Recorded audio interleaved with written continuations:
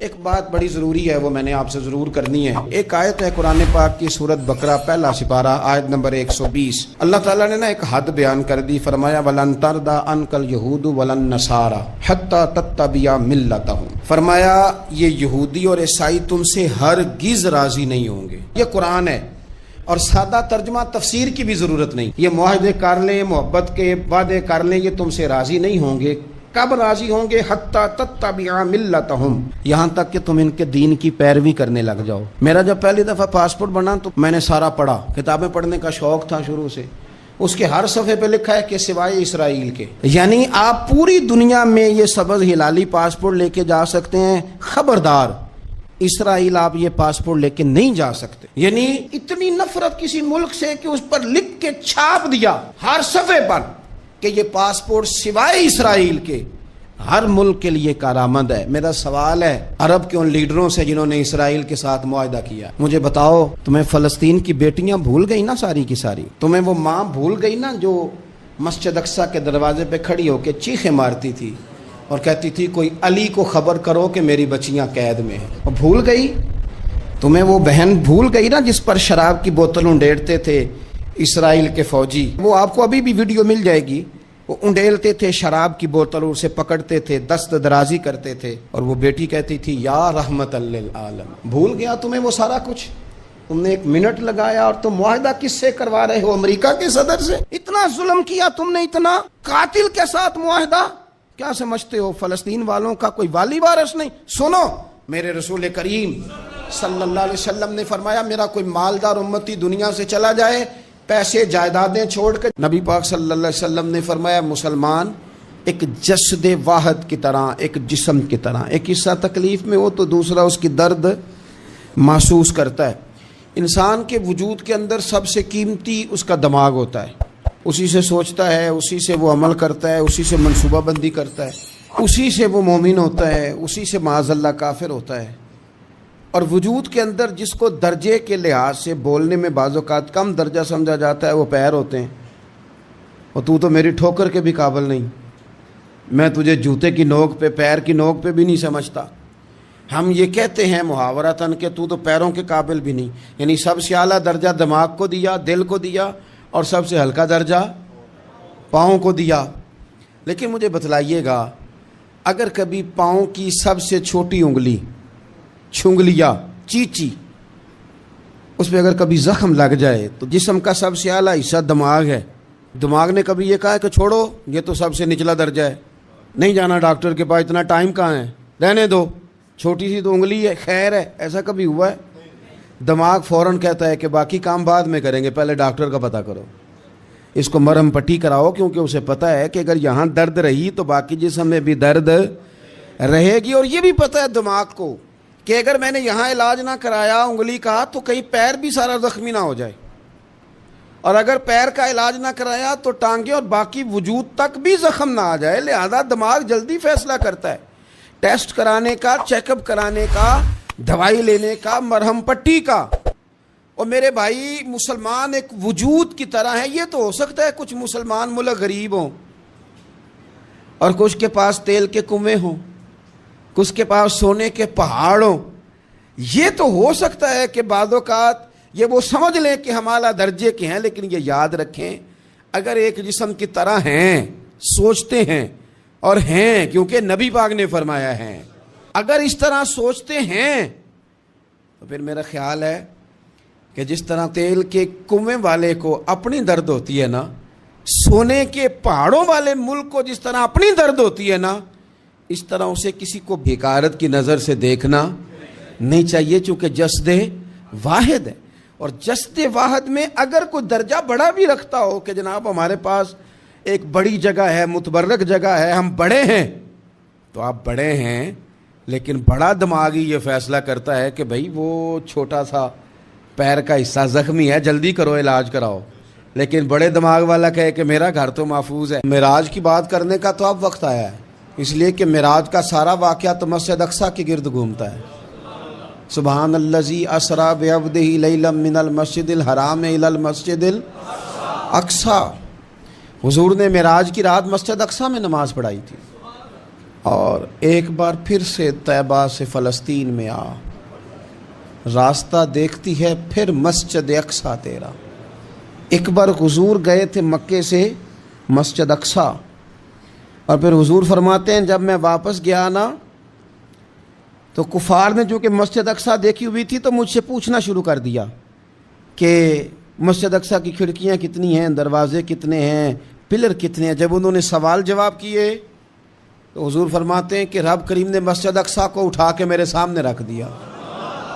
میں دیکھتا جاتا تھا، بتاتا جاتا تھا، کہہ لوں بات کر لوں۔ ایک دفعہ حضور مکے سے مسجد اقصیٰ آئے اور ایک دفعہ مسجد اقصیٰ میرے نبی کی زیارت کے لیے مکے گئی، حضور کی زیارت کے لیے مکہ شریف گئی۔ او میرے نبی تو صرف کسی چیز کی طرف ایک دفعہ دیکھ لیں تو وہ رحمت کے پھول کھلتے ہیں۔ مسجد اقصیٰ کی طرف منہ کر کے 17 مہینے میرے نبی نے نماز پڑھی ہے۔ مسلمانوں پتہ ہی کوئی نہیں، ہماری خبریں ہی اور ہیں، ہمارا درد ہی اور ہے، ہمیں پتہ ہی نہیں بم کہاں برس رہے ہیں، ہمیں یہ خبر ہی نہیں۔ اور میں اس دور میں تقریریں کر رہا ہوں جہاں سوتوں کو جگانا نہیں پڑتا، جاگتوں کو جگانا پڑتا ہے۔ سیانے لوگوں کو سمجھانا ہمارے ذمہ لگ گیا، کیا کریں؟ اس قوم کو سکھانا پڑتا ہے جسے پتہ سارا ہے، لیکن جان بوجھ کے آنکھیں ہماری بند ہیں۔ یہ مولوی کو بات کرتا تو لوگ کہتے دیکھو مولوی گالی دیتا ہے، لیکن اگر قائد اعظم محمد علی جناح کہے کہ اسرائیل امریکہ کی ناجائز اولاد ہے تو پھر تو تمہیں ہضم کر لینا چاہیے نا، پھر تو لبرل کو بھی ہضم ہونا چاہیے نا کہ قائد اعظم نے کہا ہے، اور اس ناجائز بچے کو تم نے اتنی طاقتیں دے دی کہ وہ مسلمانوں کے قبلہ اول میں نماز پڑھنے والوں کو بھی نہ بخشے۔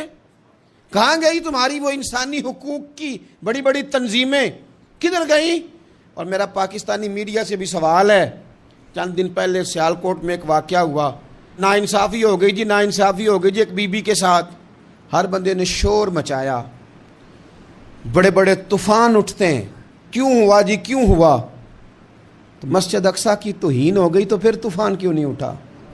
ٹاک شو کیوں نہیں ہوئے؟ بحثیں کیوں نہیں ہوئی؟ میں اس موم بتی مافیا کا کیا کروں؟ ان لبرل لوگوں کا کیا کروں؟ ان کے سپورٹروں ووٹروں کا کیا کروں؟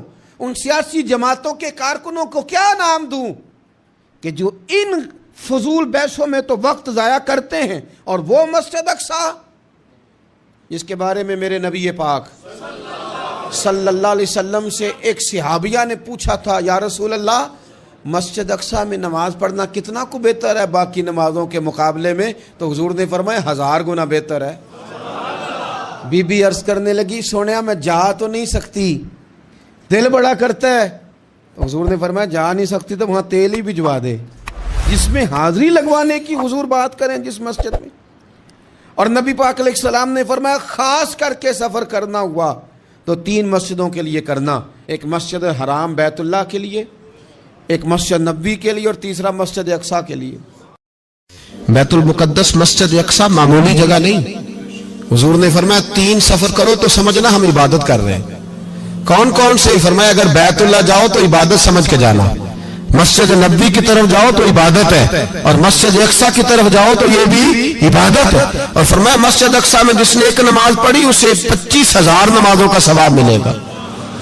اور میرے رسول پاک نے یہ وہ مسجد ہے جس کے ساتھ معراج شریف جڑا ہوا ہے۔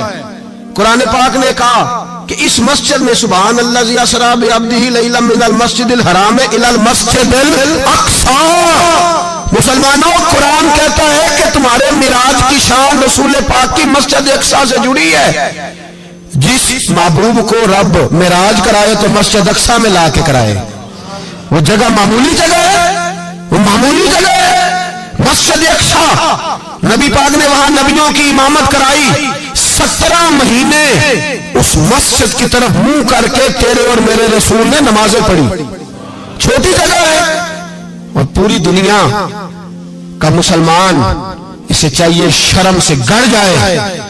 ایک امریکہ کا صدر بول کے کہتا ہے کہ اسرائیل کو اجازت ہے اسے دارالحکومت بنائے، اور مسلمان حکمران بیان دے رہے ہیں ظالموں لٹیروں تم اپنی سیاستیں چمکانے کے لیے پہلے ایک دوسرے کو گالیاں دیتے ہو، پھر اکٹھے بیٹھ جاتے ہو نمبرنگ کرنے کے لیے۔ تم دین کے اس مسئلے میں سارے اکٹھے کیوں نہیں بیٹھے؟ سارے پاکستان کے سیاستدانوں کو، علماء اور مشائخ کو چاہیے تھا ایک پیج پہ اکٹھے ہوتے، اکٹھے بیٹھ کے ایک بیان ہی دے دیتے، ایک بات ہی کر دیتے۔ پھر میرا سلوٹ ہے ترکی کے صدر کو، پھر میرا سلوٹ ہے ترکی کے صدر کو۔ اس نے بہت عرصہ پہلے کہا تھا مسجد اقصی میری خواب میں آئی تھی اور رو کے کہتی تھی آئے مجھے کوئی صلاح الدین ایوبی کا ماننے والا، کوئی آئے مجھے بچائے۔ کہتے میری خواب میں آئی تھی اور روتی تھی، کہتی تھی کوئی آئے۔ اور ایک شاعر نے کہا مسجد اقصی نبی پاک کو بھی بلاتی ہے، کہتی ہے ایک بار پھر طیبہ فلسطین میں آ، راستہ دیکھتی ہے پھر مسجد اقصی تیرا، ایک بار پھر سے طیبہ سے فلسطین میں آ، راستہ دیکھتی ہے پھر مسجد اقصی تیرا۔ کوئی بولا ہے نہیں اتنا مقدس مقام، چھوٹے چھوٹے بیان، اور کہیں اکٹھے ہو جاؤ، میں بتاتا ہوں تمہیں مسئلے کا حل کیا ہے، میں بتاتا ہوں۔ دو کام کرو، ایک کام وہ کرو جو حضرت سلمان فارسی نے کیا تھا، سنو حل سنو مسئلے کا، میں چھوٹا آدمی ہوں پر حل سنو مسئلے کا۔ زندگی میں ایک کام مسلمان کر لے، جٹ بن کے، بھٹ بن کے، رائی بن کے، پاکستانی، مصری، سعودی بن کے بڑا جی لیا۔ ایک کام وہ کرے جو حضرت سلمان نے کیا تھا۔ جب ایک کافر نے پوچھا آپ کا نام کیا ہے تو فرمایا میرا نام اسلام ہے۔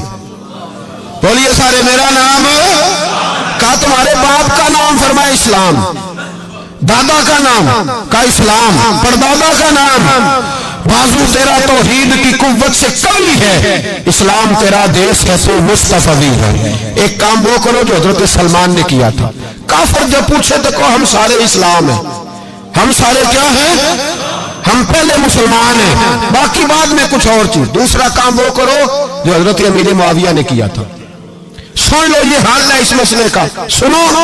حضرت مولا علی شیر خدا رضی اللہ تعالیٰ عنہ اور جناب امیر معاویہ کی جنگ ہو رہی تھی، لڑائیاں ہو رہی تھی، اختلافات تھے، فوجیں بیٹھی تھی، حضرت مولا علی اور جناب امیر معاویہ کی جنگ ہو رہی تھی۔ تو روم کے بادشاہ نے، عیسائی بادشاہ نے حضرت علی کو خط لکھا کہ میں تیرے اوپر حملہ کرنے والا ہوں۔ خط لکھا نا حضرت علی کو، تو جواب حضرت امیر معاویہ نے لیا۔ چاہیے تھا نا مولا علی جواب دیتے، حضرت امیر معاویہ بولے اور بول کے کہنے لگے اور روم کے کتے، ہم گھر میں جتنا مرضی لڑے، یہ نہ سمجھنا تو علی پہ حملہ کرے گا تو میں تماشا دیکھوں گا۔ فرمایا تو علی پہ حملہ کر تو صحیح، علی سپہ سالار ہوگا اور امیر معاویہ اس کا سپاہی ہوگا۔ گھر میں جتنا مرضی لڑے پر رسول اللہ کے نام پہ ہم اکٹھے ہو جایا کرتے، یہ رسول اللہ کا دین ہے، اس پہ ہم اکٹھے ہیں، یکجان ہیں۔ فرمایا علی سپہ سالار ہوگا اور امیر معاویہ سپاہی ہوگا، اکٹھے نکلیں گے اور کفر کو بتائیں گے کہ اگر تم مسلمانوں کی طرف دیکھو گے پھر ہم یکجان ہیں، پھر ہم بولیے پھر ہم گنبد خضرا کے سائے تلے ایک ہیں، ایک ہیں، ایک تھے اور ایک رہیں گے۔ اس لیے یہ دو کام اگر مسلمان کرے، دو کام، ٹھیک ہے اختلاف ہو گئے، بڑا کچھ ہو گیا، لیکن ان سے کہیں کہ جب تم آؤ گے تو پھر ہمیں علیحدہ نہیں پاؤ گے، پھر ہمیں تم اکٹھے پاؤ گے، اکٹھے میدان میں نکلیں گے۔ اور کوئی اتنی لمبی چوڑی بات نہیں، میں کیا کروں، میرا تو آئیڈیل بنتا جا رہا ہے طیب اردگان۔ عجیب بات ہے نا کہ اس کے پاس ایٹمی طاقت آپ سے کمزور ہے، آپ کی تگڑی ہے، اس کے پاس جو فوجی طاقتیں ہیں وہ اپنی جگہ پر، آپ کی فوجی طاقتوں کا لوہا مانتی ہے دنیا، لیکن پھر مجھے کہنے دو نا، میدان میں بندہ ایٹمی طاقت سے نہیں لڑتا، ایمان کی قوت سے لڑتا ہے۔ اور بول اٹھا ہے نا، کیا کر لیا اس نے اپنی پارلیمنٹ سے خطاب کیا ہے، مطالبہ ہے، علماء سے گزارش ہے، مشائخ سے گزارش ہے، ہر مکتبہ فکر کے آدمی سے گزارش ہے، علماء اور سیاستدانوں سے اپیل ہے کہ پارلیمنٹ کا مشترکہ اجلاس بلائیں، مشترکہ، اس میں ہر سیاسی جماعت کا لیڈر بیٹھے اور اکٹھے بیٹھ کے ان کو یہ میسج دیں کہ بازو تیرا توحید کی قوت سے قوی ہے، اسلام تیرا دیس ہے تو مصطفی، اور ان کو بتائیں کہ ہزاروں قومیں وجود میں آئیں، دہر میں خشک تر کے رشتے سے ہم نے بنیاد دوستی رکھی، یاد خیر البشر کے رشتے سے۔ مسلمان نہیں ہوتا۔ صلاح الدین ایوبی اپنے خیمے میں بیٹھے ہیں تو ایک بی بی آ گئی، اس قبیلے کا کوئی شخص مسلمان نہیں ہوتا، بی بی آئی، آگے کہنے لگی میرے 4 بیٹے جنگ میں کھو گئے، چھوٹے چھوٹے بچے، جنگ میں کھو گیا مل نہیں رہے، فوجیوں کو حکم دے مجھے میرے بچے تلاش کر کے دیں۔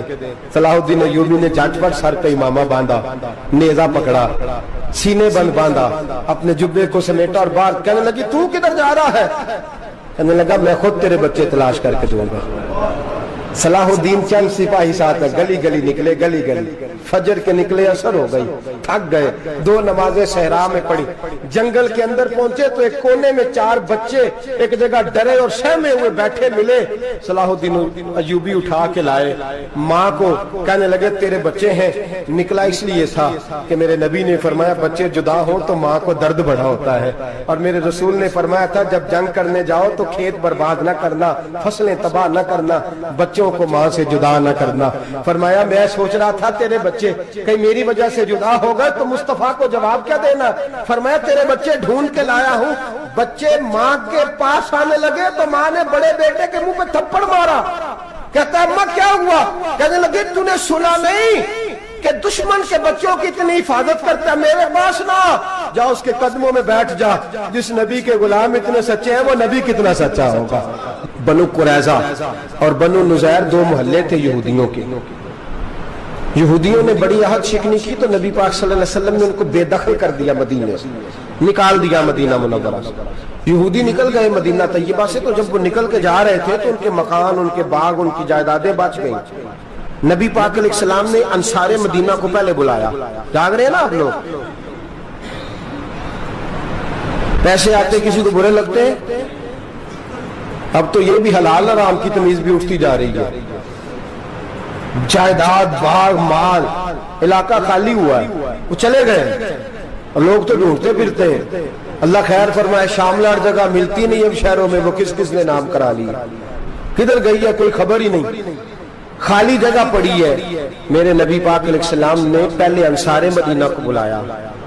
حضور نے فرمایا انصاریوں، بہت بڑی جائیدادیں یہودیوں کی، بنو نذیر اور بنو قریظہ محلے خالی ہو گئے، میرا دل کرتا ہے وہ تمہیں دے دوں، اس لیے کہ تم نے اپنے مہاجر بھائیوں کے ساتھ بڑا تعاون کیا، جائیدادیں تم نے دے دی ہیں، مکانات دے دیے ہیں، بڑا کچھ تم نے دیا ہے، میرا دل کرتا ہے وہ تمہارے نام کر دوں۔ تو انصار مدینہ کیا کہنے لگے یا رسول اللہ، دے تو ہم نے دیا ہے پر وہ بیچارے جھچکتے ہی رہتے ہیں، وہ جھچکتے ہی رہتے ہیں، کھل کے ہماری چیزیں استعمال نہیں کرتے۔ تو حضور ہم تو پہلے ہی انصار ہیں، ہمارے پاس بڑا کچھ ہے، آپ مہربانی فرمائیں وہ سارا کچھ مہاجروں کو دے دے، مہاجرین کو ہمیں نہیں چاہیے۔ اب چلے گئے بات کر کے، میرے حبیب پاک نے مہاجروں کو بلا لیا، فرمایا بنو نذیر اور بنو قریظہ قبیلے کی جائیدادیں آئی ہیں، تمہارے پاس بظاہر جو چیزیں ہیں بھی وہ بھی انصار مدینہ کی ہیں، تو میرا یہ خیال ہے کہ وہ سارا کچھ تمہیں دے دیا جائے۔ ابو بکر صدیق رضی اللہ تعالیٰ عنہ کہنے لگے یا رسول اللہ صلی اللہ علیہ وسلم، ہمارے انصار بھائیوں نے ہمارے لیے دل تک کھول دیے ہیں، حضور انہوں نے ہر چیز بانٹ کے ہمارے سامنے رکھ دی ہے، ہم اتنے خرد غرض ہیں کہ سارا کچھ لپیٹ جائیں۔ کہ حضور ہمارے پاس جو مکان ہے وہ ہے، ہم کاروبار کر رہے ہیں، تجارتیں کر رہے ہیں، مزدوریاں کر رہے ہیں، ہم انشاءاللہ اور بنا دیں گے، آپ یہ ہماری طرف سے ہمارے انصار بھائیوں کو گفٹ کر دیں، آپ انہیں دے دیں۔ میرے حبیب کی آنکھوں میں آنسو آ گئے، میرے نبی پاک علیہ السلام رو پڑے، یا رسول اللہ آپ کیوں روتے ہیں؟ فرمایا تمہارا یہ بھائی چارہ قائم رہا تو اللہ اسلام کو بڑی قوتیں عطا فرمائے گا، اللہ طاقتیں دے گا اسلام کو، اگر تمہارا یہ رنگ قائم رہا، یہ انداز، میرے غلاموں تمہارے یہ طور طریقے، ایک بھائی کہتا ہے دوسرے کو، دوسرا کہتا ہے تیسرے کو۔ مسلمانوں کی نا ایک تعداد لڑتے لڑتے لڑتے لڑتے دور چلے گئی، تاتاریوں نے قید کر لیا، 4 مسلمان تھے، تبلیغ کرنے گئے، جنگ کرنے گئے، جہاد کرتے کرتے کافروں سے لڑتے لڑتے تاتاری قوم میں چلے گئے، وہاں قید کر لیے گئے تو سزائے موت کا حکم ہوا، 4 بزرگ تھے، سزائے موت کا حکم ہوا تو تاتاری بادشاہ جو تھا وہ بڑا خلاف تھا، بڑا سخت مخالف تھا مسلمانوں کے، اس نے کہا کہ ان کو جب پھانسی دینا نا مسلمانوں کو تو میرے سامنے دینا۔ اب 4 عالم ہیں، 4 صوفی ہیں، سفید داڑیاں، سر پہ امامے، پھانسی کا وقت آیا تو جو پھانسی گھاٹ ہے وہ ایک ہے، چاروں کو کٹھے پھانسی نہیں ہو سکتی، ایک کو کہا کہ ایک ایک کر کے ان کو پھانسی دو۔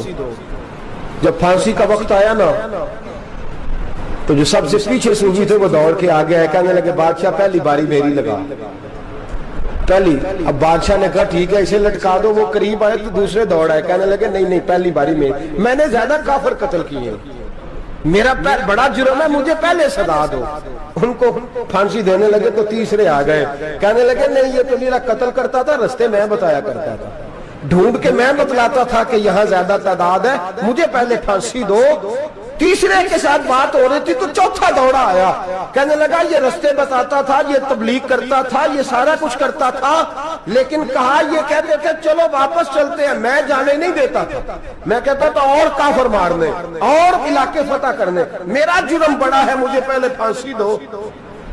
بادشاہ کہنے لگا مجھے 35 سال ہو گئے حکومت کرتے, بڑی دنیا کو پھانسی دی ہے, لوگ تو ایک دوسرے کو دھکے دیتے ہیں کہ پہلے تو جا پہلے تو جا, اور تم کیسی قوم ہو کہ ایک دوسرے پہ قربان ہو رہے ہو. کہنے لگا تم ایک باپ کی اولاد ہو. جاگ رہے آپ لوگ, تاتاری بادشاہ کافر بادشاہ اسلام کی مخالفت کرتے ہیں, ایک باپ کی اولاد ہو کا نہیں, ایک قبیلے کے رہنے والے ہو کا نہیں, ایک ملک کے رہنے والے ہو نہیں. اس نے کہا رشتہ کیا ہے تمہارا, رشتہ کیا ہے؟ تو بول کے کہنے لگے خدا ایک ہے نبی ایک ہے, خدا ایک ہے اور نبی منفرد ایک ہے, اس قوم کی نقصان بھی ایک ہی سب کا نبی, اللہ بھی قرآن بھی ایک. کیا ہی اچھا تھا ہوتے اگر مسلمان بھی ایک, یوں تو سید بھی ہو مرزا بھی ہو افغان بھی ہو, تم سبھی کچھ ہو بتاؤ کہ مسلمان بھی ہو. فرمایا ہمارا اللہ ایک ہے نبی ایک ہے, تو کہا پھر ایک دوسرے پہ جان کیوں دیتے ہو؟ فرمایا ہمارے نبی نے ہمیں بھائی بھائی بنا دیا ہے, بھائی کا دل نہیں کرتا اس کی آنکھوں کے سامنے بھائی چلا جائے, ہمارا دل نہیں کرتا پہلے مجھے دے پہلے مجھے دے. بادشاہ کہنے لگا تمہارا جذبہ مجھے متاثر کر گیا, جاؤ میں تم چاروں کو آزاد کرتا ہوں, تمہیں آزاد کرتا ہوں. میرے دوستو یہ رنگ تھا, دیکھیں نا, یہ اس دھرتی نے نظام دیکھا ہے نا, اس فلک نے پہلی بار دیکھا, اس زمین نے پہلی بار, اور میرے حضرت صاحب فرمایا کرتے تھے زمین تڑپ کے روئی, اس نے پہلی دفعہ دیکھا. احد کا میدان ہے, 3 صحابہ تپتی ہوئی زمین پہ زخموں سے چور چور پڑے ہیں. حضرت انس بن نضر رضی اللہ تعالیٰ عنہ پانی کا پیالہ لے کے پہنچے, ایک زخمی سے کہا تجھے پانی پلانا ہے, تو کہنے لگا میرے زخم تھوڑے ہیں, وہ جو ساتھ پڑا اس کے زخم گہرے ہیں, پہلے اسے پانی پلا دے, جا اسے دے دے. اس کے پاس پہنچے تو وہ کہنے لگا وہ مجھ سے پہلے گرا تھا, اس کا زخم زیادہ گہرا ہے, اسے پانی پلا. تیسرے کے پاس گئے تو کہنے لگا چوتھا تڑپ زیادہ رہا ہے, اس کی عمر زیادہ ہے, میں تو جوان ہوں برداشت کر لوں, بڑھاپے کی وجہ سے نڈھال ہو گیا, پہلے اسے پانی پلا. چوتھا کہنے لگا 5ویں کے پاس جا, 5واں کہنے لگا 6ٹھے کے پاس جا. حضرت انس بن نضر کہتے میں رو پڑا, میں نے کہا محمد کے غلاموں, رسول نے تمہیں کیسا جذبہ دے دیا ہے, زبانیں پیاس سے باہر ہے لیکن تمہاری اخوت مرتے دم تک قائم ہے.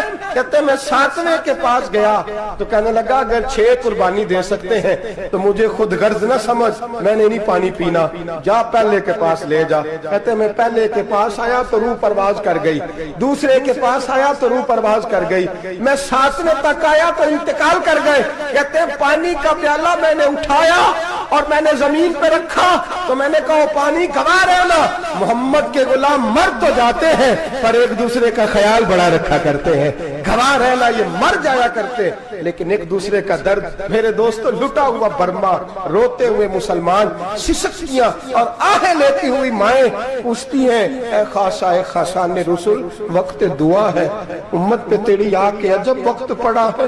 وہ دین جو بڑی شان سے نکلا تھا وطن سے, پردیس میں وہ دین آج غریب الغربا ہے.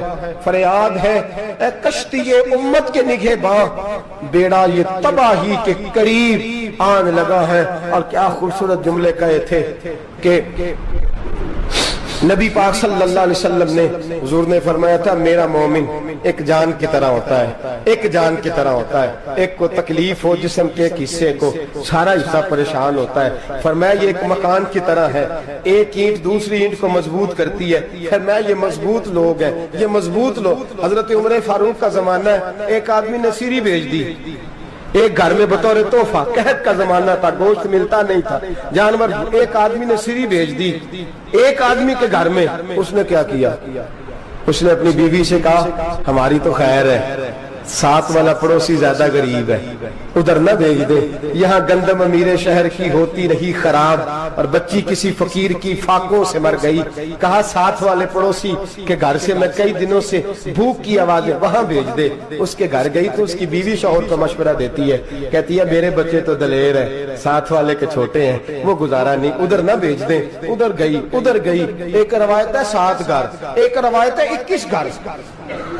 21 घरों में घूमती हुई वो सिरी फिर पहले के घर में आ गई, और पहला सहाबी कहने लगा सिर्फ तूने ही मोहम्मद का कलमा नहीं पढ़ा, बाकी 20 ने भी पढ़ा हुआ है। सिर्फ तूने ही रसूलुल्लाह से ये दर्स नहीं लिया, बाकियों ने भी लिया है। और सिर्फ तेरे अंदर ही जज्बा एसार नहीं, तू ही सिर्फ मुसलमानों से प्यार नहीं करती, सारे ही प्यार करते हैं। वो सिरी फिर आ गई, अब क्या करना है, अब क्या करना है?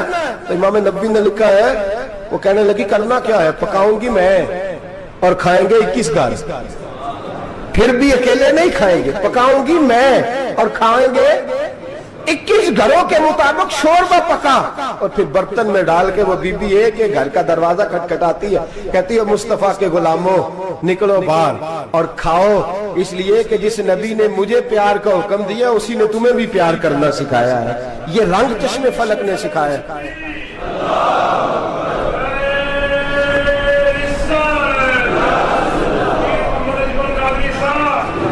आपकी बड़ी मेहरबानी, जिंदाबाद वही है जिसको अल्लाह रसूल जिंदाबाद फरमाए, बड़ी मेहरबानी, अल्लाह जज़ा दे। अर्ज ये करने जा रहा था कि रसूल करीम सल्लल्लाहु अलैहि वसल्लम ने पैगाम दिया उम्मत को, फरमाया देखे ना कितने बड़े लफ्ज हैं। ये नहीं फरमाया दोज़ख में जाएगा, ये नहीं फरमाया कि उसे जहन्नम की सजा मिलेगी। मेरे नबी ने फरमाया मैं उसे मोमिन मानता ही नहीं, मैं उसे मुसलमान अपना मानता ही नहीं। हुजूर किसे? फरमाया जो पेट भर के खाता है और उसका हमसाया भूखा सो जाता है, मैं मोमिन ही नहीं मानता। सजा तो तब मिलेगी ना कि जब मैं किसी सजा का ऐलान करूं, मैं मानता ही नहीं, वो मेरा है ही नहीं, खुद पेट भर के खा रहा है, हमसाया उसका भूखा, मैं नहीं मानता। इन्नमल मुमिनूना इख्वा, मोमिन भाई भाई, मैं मानता ही नहीं उसे। और मेरे हबीब पाक इतने बड़े लफ्ज हदीस में और कहीं नहीं मिलेंगे आपको, इतने बड़े जुमले कहीं नहीं मिलेंगे। मेरे नबी पाक ने फरमाया अल्लाह कहेगा क़यामत के दिन, कौन? इतने बड़े लफ्ज हदीसों में मिलते नहीं जितने ये हैं। हुजूर ने फरमाया रब फरमाएगा बंदे से कि मैं तेरे पड़ोस में भूखा था, तूने मुझे रोटी क्यों नहीं खिलाई? कौन कह रहा है? अल्लाह कह, मैं भूखा था तूने रोटी नहीं दी, मैं नंगा था तूने कपड़ा नहीं दिया, मैं प्यासा था तूने पानी नहीं पिलाया, मैं बीमार था तू तीमारदारी। या अल्लाह, ना तू खाता है, ना पीता है, ना कपड़ा पहनता है, ना तू बीमार होता है, ला ताखुज़ू सिनतुम वला नौम, तुझे बीमारी आती नहीं, ऊँग नींद नहीं आती, मेरे मालिक तू मेरे पड़ोस में था। तो हुजूर फरमाते हैं रब फरमाएगा वो जो बंदा तेरे पड़ोस में भूखा था तो बंदा तो मेरा ही था ना, वो जो बंदा तेरे पड़ोस में नंगा था तो बंदा तो मेरा ही था ना, वो जो तेरे पड़ोस में प्यासा तड़पता रहा तो वो मेरा ही बंदा था। तू दवाई लेने जाए तो बड़े अस्पताल में और उस बेचारे को 20 रुपए पर्ची के भी मुयस्सर ना आए तो मेरा ही बंदा था। मेरे दोस्त ख्याल कर और याद रख, ये जो हमसाए ममालिक में जुल्म होते हैं, ज्यादतियां होती हैं, हमारे घर का पंखा अच्छा चलता है, हम जुलूस उस वक्त निकालते हैं जब हमारी लाइट बंद होती है, हम जुलूस उस वक्त निकालते हैं जब हमारा एसएचओ हमें तंग करता है, हम उस वक्त दर्द महसूस करते हैं जब हमारे घर तक आग आ जाती है। ये जो बाहर आग जल रही है ये तेरे घर भी आ सकती है, ये जो बाहर फसाद हो रहा है ये तेरे दरवाजे तक आ सकता है। मेरे रसूल पाक ने एक जान, मुसलमान को एक जान करार दिया। मुझे बताइए, उंगली को काट लग जाए, मुसलमान एक जान है ना, उंगली को लग जाए काट, दिमाग कहता है मैंने नहीं सोचना इसके बारे में, मैंने इसके दर्द को महसूस ही नहीं करना, उंगली की दर्द है, उंगली जाने उसका काम जाने, ऐसे ही होता है ना। बोले पैरों से कहते हैं, उंगली कहती है चल डॉक्टर के पास, पैर कहते हैं नहीं मैंने नहीं जाना, उंगली का काम है उंगली जाए, ऐसे ही है ना। दिल से कहते हैं तू तड़प थोड़ा सा, उंगली को दर्द है, कहते मैं क्यों तड़पू, उंगली का मामा, उंगली जाने उसका काम जाने। टेलीफोन करना है, डॉक्टर साहब का पता करना है तो कान कहते हैं मैंने नहीं बात सुननी डॉक्टर साहब की, जुबान कहती है मैंने नहीं बोलना, उंगली जाने, ऐसा होता है। पैर एहतजाज करते हैं कि मैंने डॉक्टर के पास, मैं क्यों चक्कर खाता फिरूं डॉक्टर की दुकान की, उंगली को दर्द है उंगली जाने, ऐसा होता है। भाई मेरे रसूल पाक ने फरमाया मुसलमान एक जान है, तो दर्द बर्मा के मुसलमानों को हो रहा है तो पाकिस्तानी कह रहे हैं कोई बात नहीं वो जाने, उनका काम जाने, एक जान है ना। दर्द होना चाहिए, तकलीफ होना चाहिए, फट्टे पे बातें होती हैं इस मौजू पे। اسمبلی پہ گفتگو ہوئی ہے اس موضوع پہ؟ آپ کی صوبائی اسمبلیاں اس موضوع پہ بولی ہیں؟ آپ کے کونسل اس موضوع پہ بولے؟ ہم تو اپنی اپنی سیاستیں، اپنے اپنے تماشے، اپنے اپنے چکروں میں لگے ہوئے۔ وہ دریا کے اندر سسکتے مسلمان، بنگالی کہتے ہیں ہمارے نہیں، برمی کہتے ہیں ہمارے نہیں، پاکستانی کہتے ہیں ہمارے نہیں، ترکی کہتے ہیں وہ کس کے ہیں؟ وہ کس کے ہیں؟ وہ اللہ کے بندے ہیں، محمد عربی کے غلام ہیں صلی اللہ علیہ وسلم۔ لیکن میرے دوستو، کیا ہمیں کیا غرض ہے؟ وہ جانے، ان کا کام جانے۔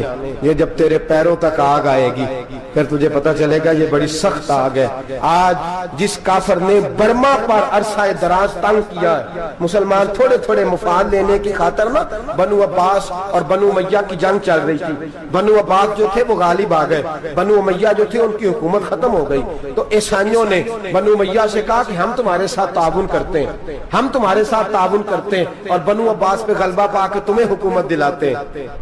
بنو امیہ بڑی جدوجہد کر رہے تھے بادشاہی کے لیے، لیکن انہوں نے کہا کہ ہم لڑ رہے ہیں، کوشش کر رہے ہیں، لیکن ہمیں کسی کافر کی مدد کی ضرورت نہیں، ہم جتنا مرضی لڑیں لیکن کافروں کے ہاتھوں بنو عباس کو مروانے کو ہم تیار نہیں ہیں۔ میں خبردار، تمہارا آپس کا معاملہ ہے، ہم خود نمٹ لیں گے، تمہیں اجازت نہیں دیتے تم اندر کودو اور کود کر کے تم فسادات پیدا کرو اور مسلمانوں کے اندر تقسیم کرو۔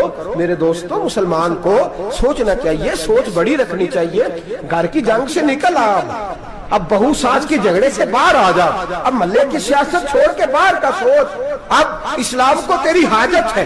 اب پوری دنیا جب مسلمان کو دیکھے نا، فیس بک یوز ہوتی ہے، اس پہ نوجوان جب اسلام کی بات کرنے لگے گا، اس پر جب بڑا اسلام کی بات کرنے لگے گا، پوری دنیا میں پیغام جائے گا کہ مسلمان اب جاگنے لگا ہے، مسلم خوابیدہ بیدار ہونے لگا ہے، اب اس کی آنکھیں کھلنے لگی ہیں، اب یہ اپنے مذہب کی بات کرتا ہے، اب یہ اپنے ملک سے، صوبے سے، برادری سے نکل کر بولتا ہے، اب یہ کہتا ہے کہ بازو تیرا توحید کی قوت سے قوی ہے، اسلام تیرا دیس ہے، تو مصطفی ہے، اب یہ بڑی سوچ رکھتا ہے، اب یہ عالمی بات کرتا ہے۔ میرے دوستو، ہمارا تو حال یہ ہے، امام اعظم ابو حنیفہ کا فتویٰ ہے، آپ فرماتے ہیں جو مولوی عالمی حالات سے باخبر نہ ہو وہ جمعے کی تقریر نہ کرے، وہ مسلمانوں کی رہنمائی نہیں کر سکتا۔ عالمی حالات سے جو خبردار نہ ہو، تو جس کو چھٹی ہو جائے، تو نے ختم نہیں پڑھا، دوڑ جا مسجد سے، تو ختم نہیں پڑھتا، ہمارے تجھے پتہ ہی نہیں تو کہاں رہتا ہے، بھاگ جا۔ وہ عالمی حالات پہ بات کرے گا، کیونکہ بیچارے کو تو پتا ہے میری سویرے چھٹی ہو جانی، سیاست کا لفظ چھیڑا نہیں تو میں گیا نہیں۔ یاد رکھے، وہ جو بیداری ہے، وہ جو اعلیٰ ظرفی ہے، وہ جو بڑی سوچ ہے، وہ جو ملت کی سوچ ہے، وہ جو قومیت کی سوچ ہے، وہ جو آگے بڑھنے کا زاویہ ہے، وہ تو اندر، اقبال کہتے ہیں گلا تو گھونٹ دیا اہل مدرسہ نے تیرا، گلا تو گھونٹ دیا اہل مدرسہ نے تیرا، تجھے تو مدرسے والوں نے پلیٹ پکڑا دیا ہے کہ جا سویرے لنگر کٹھا کر کے لا اور دوپہر کو روٹیاں مانگ کے لا اور دیکھ آج مرا کون ہے، ختم کس کا پڑھنا ہے، تو گلا تو گھونٹ دیا اہل مدرسہ نے تیرا، اب کہاں سے آئے گی صدا لا الہ الا اللہ، تو گھونٹ دیا تیرا گلا، تو کیسے بڑی بات کرے گا؟ بڑی بات کے لیے بڑی سوچ چاہیے، بڑی تگودو چاہیے، بڑی کوشش چاہیے، بڑا حوصلہ چاہیے۔ مسلمان چھوٹی چھوٹی لڑائی میں، چھوٹی چھوٹی جنگ میں، ایک دکاندار دوسرے دکاندار سے لڑ رہا ہے، گلی والا دوسری گلی والی سے لڑ رہا ہے، محلے والا محلوں پہ اعتراض، ایک شہر میں رہنے والے میں نے دوسرے محلے پہ اعتراض کرتے دیکھے۔ یقین کریں، ایک شہر میں رہنے والے، علاقے میں بسنے والے کہتے ہیں بھائی توبہ ہے اس محلے تو اللہ ہی بچائے، لا حول ولا قوت۔ وہ جو تقسیم در تقسیم کی سوچ ہے، اس نے چھوٹے چھوٹے ٹکڑوں میں مسلمانوں کو بانٹ دیا ہے، چھوٹی چھوٹی تقسیم ہے، چھوٹا چھوٹا ہمارا مزاج ہے، چھوٹی سوچ ہے۔ بڑی سوچ کی بات سنیے، صلاح الدین ایوبی، جاگ رہے ہیں نا آپ لوگ؟ تو آخر حضرت صاحب ایڈی وڈی گل چھیڑ چھڑی ہے، یہ مطلب ہی کون نہیں، کنے برما جانا ہے تو کنے مدد کرنی ہے، میں تو بھائی فریضہ سر انجام دے رہا ہوں۔ میرے نبی نے فرمایا برائی کو یا ہاتھ سے بدل، ہاتھ سے نہیں بدل سکتا تو زبان سے تو بولنا، تو میں معذور ہوں، کمزور آدمی ہوں، ہاتھ سے بدلنے کی طاقت نہیں رکھتا، تو دوسرے درجے پہ تو مجھے عمل کرنے دو نا، اثر کرے نہ کرے سن تو لے میری فریاد، نہیں ہے داد کا طالب یہ بندہ آزاد، رونے تو دو، تڑپنے تو دو، آہیں تو بہانے دو، سسکیاں تو لینے دو، مار کھائیے تو تڑپنے تو دو۔ وہ قرآن پاک، برما میں پابندی لگی ہے تو میں یہاں سوچنے لگا ہوں کہ وہاں تو پابندی لگی ہے، یہاں پہلے لوگ کوئی نہیں پڑھتی۔ معاذ اللہ تعالیٰ حالات دن پہ دن مسلمانوں کے لیے ایک ایک کر کے، افغانستان میں جو آگ لگی تھی، پھر وہ عراق میں بھی لگی، پھر وہ لیبیا میں بھی لگی، پھر وہ مصر میں بھی لگی، پھر وہ یمن میں بھی لگی، सऊदी अरब में धमाके हुए, मेरा दिल तड़पा है, मुझे परेशानी हुई। मैं बच्चे पास थे, मैं बड़ा डिस्टर्ब हुआ। मैंने कहा यार ये हमारा सबका इजमाई अकीदत का मरकज है। हम कम से कम 1000 इख्तलाफ के बावजूद कहा करते थे कि अरब में अमन है यार, वहाँ सुकून है, वहाँ दुकानें खुली छोड़ के लोग चले जाते हैं। वहां भी फसाद होने लगा, वहां भी आग बढ़ गई है। लेकिन हम सिर्फ छोटी छोटी करके जब आग बुझाने की कोशिश करेंगे, उस वक्त आग नहीं बुझेगी। जब हर आदमी अपने प्याले में पानी लेके आएगा, हर शख्स अपने घर की नल चलाएगा, हर शख्स नलका चलाएगा और पानी निकाल के ये आग बुझाएगा, तब ये आग बुझेगी। हर आदमी को किरदार, सोच बड़ी करे, नजरिया बड़ा करे, मिल्लत की बात करे, मुसलमान होके सोचे, मुसलमान होके सोचे। खुदारा निकले ये घर के झगड़ों से, थोड़ी देर के लिए अपने आप को बड़ा करे, बड़ी सोच आप बनाए। जब दोस्तियां लगाए, जराने लगाए, फिर छोटे मोटे हिसाब से बचे। बाबा बुल्ले शाह साहब फरमाते, कोरे वर्क किताब नहीं हुंदे, कोरे वर्क किताब नहीं हुंदे, पत्थर दिल गुलाब नहीं हुंदे। ओ बुल्लिया यारी सोच के लाई, यारा नाल हिसाब नहीं हुंदे। फिर जरा निकले इस हिसाब किताब से बाहर, बुल्लिया यारी सोच के लाई, यारा नाल साहब नहीं होंगे। फिर जरा बड़ा ज़हन करे, छोड़े अपने हिसाब। युबसिरून अला अनफुसिहिम वलनबलुवन्नकुम बिशैइन मिनल खौफि वल जु'i व नक्सिन मिनल अम्वालि वल अनफुसि वस समरात। फिर हिसाब किताब से निकले, फिर इमाम अली मकाम की तरह ये सोच बनाए कि हुसैन के बच्चे चले जाए तो कोई हर्ज नहीं, उम्मत पर आंच नहीं आनी चाहिए। एक इमाम अली मकाम, कल तक इमाम मैदान में खड़े थे तो अकेले थे, लेकिन आज पूरी दुनिया कहती है हुसैन हमारा है, हुसैन हमारा। आज नजरिया इमाम अली मकाम जिंदा है, तू अकेला है तो खड़ा हो। ये ना कहा कर छोटी सी मस्जिद है, एक कोना का खड़कावा, मौलाना तकरीर कर रहे हैं तो क्या बनेगा। एक आवाज कहीं से गूंजा करती है, फिर उसमें तासीर मेरा अल्लाह पैदा फरमा दिया करता है, फिर उसके अंदर कुव्वत मेरा रब पैदा फरमा दिया करता है, फिर अल्लाह उसमें तासीर पैदा करके चार दांग आलम में फैला दिया करता है। सलाहुद्दीन अय्यूबी, मुसलमानों पे जुल्म हुआ, फलस्तीन में आग लगी और पूरे फलस्तीन की गलियां खून से भर गई। एक दिन के अंदर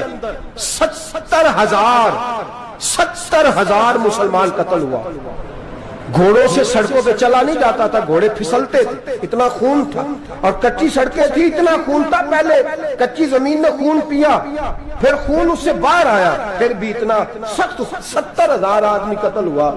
सलाहुद्दीन अय्यूबी कौन थे? मेरे गौसे आजम जिलानी के मदरसे के तालिब इल्म थे। जामिया निजामिया मदरसा, ये मदरसे हैं जिन्होंने दीन के मुजाहिद पैदा किए, मदारस है जिन्होंने दीन के मुजाहिद पैदा करके पूरी दुनिया के अंदर फैलाए हैं। मदारस के अंदर दहशत गर्दी आई, मैं इख्तलाफ नहीं करता, लेकिन अभी भी मदरसे हैं जिन मदरसों से रसूलुल्लाह के दीन का सच्चा दर्स दिया जाता है, अमन प्यार और मोहब्बत की फिजा को आम किया जाता है वो मदारस। और इंशाअल्लाह क़यामत की सुबह तक वो मदरसे कायम रहेंगे। सलाहुद्दीन अय्यूबी मदरसे के तालिब इल्म है, मदरसे का, लेकिन मदरसा उसका था जो साथ दरवेश भी था, जो साथ अल्लाह रसूल के अहकामात मोहब्बत के साथ फैलाने वाले गौसे आजम जिलानी का मदरसा था। उस मदरसे का पढ़ने वाला तालिब इल्म, देखे ना इल्मदीन शहीद कौन था? नाते पढ़ने वाला था ना, खत्म दिलाने वाला था। आमर चीमा शहीद कौन था? नाते पढ़ने वाला था ना। ये नाते वो चीज होती है जो दिलों के अंदर असर पैदा कर देती है, जो नबी पाक की मोहब्बत को परवान चढ़ाती है, और यही चिराग जलेगा तो रोशनी होगी। सलाहुद्दीन अय्यूबी अकेला अपने दोस्तों से कहने लगा मुसलमानों की मदद, चंद सालों में निकलो मदद करें। उन्होंने कहा तेरे निकलने से क्या होगा? कहने लगा मैंने नहीं निकलना, मेरे अल्लाह ने मेरी मदद करनी है, मेरे अल्लाह ने मेरी उठ बांध कमर क्या डरता है, फिर देख खुदा क्या करता है। और मैं मुझे निकलने दे, अल्लाह मेरी मदद करेगा।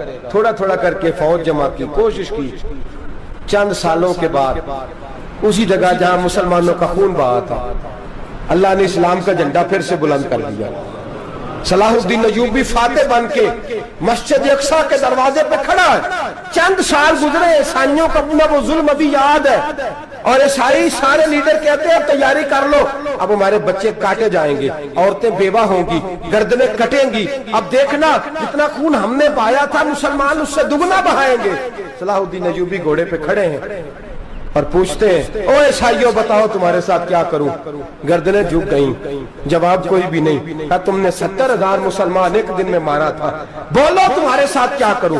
तुमने एक दिन में मुसलमान यूं काटे जैसे गाजर मूली काटी जाती है, बोलो क्या करूं? عیسائی کہنے لگے ہمیں اپنے ظلم یاد ہے، تشدد یاد ہے، بربریت یاد ہے، تو بہتر جانتا ہے تو نے کیا کرنا ہے۔ صلاح الدین ایوبی گھوڑے پہ فاتح کھڑا ہے، آنکھوں میں آنسو آئے، تڑپ کے رویا، کہنے لگا میں تمہارے ساتھ وہی سلوک کروں گا جو میرے مصطفیٰ نے قریش مکہ کے ساتھ فرمایا تھا، لا تصریب علیک، جاؤ تم پر کوئی زیادتی نہیں، جاؤ تم آزاد ہو۔ اس نے کہا تو کر کیا رہا ہے؟ کہنے لگا میں کیا کروں، میں اس